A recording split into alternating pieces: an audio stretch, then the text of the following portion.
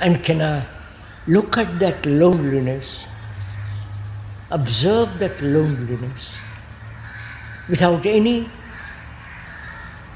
past memories, and to observe without the observer. You understand? I'll tell you. I'll show you something. We'll talk about it together. When one is angry, at that moment of anger, which is a reaction, at that second, there is neither the observer nor the observed. Have you noticed this? There's only that reaction which is called anger. A few minutes or a few seconds later, the observer says, I have been angry.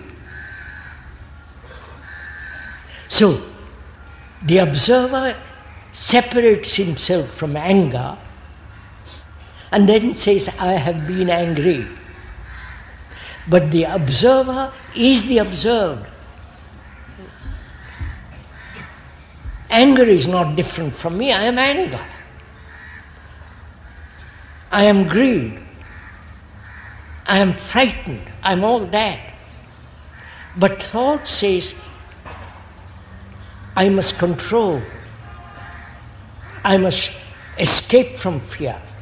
So thought then creates the observer different from the observed. And in that state there is conflict.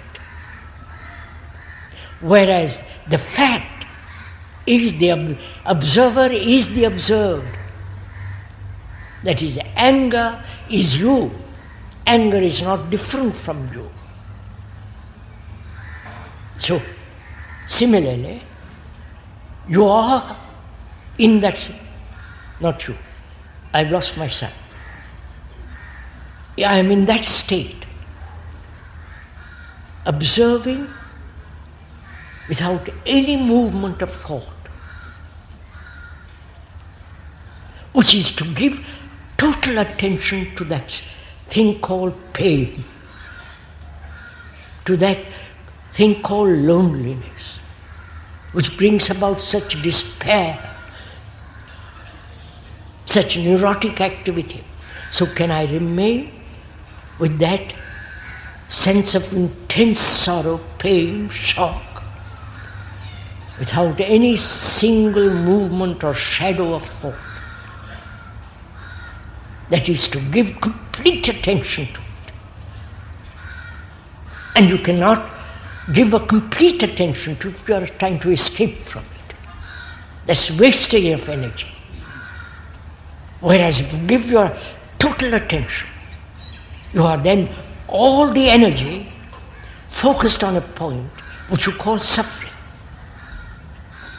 When you do that, you understand the whole significance and the depth and the beauty of such an extraordinary fact.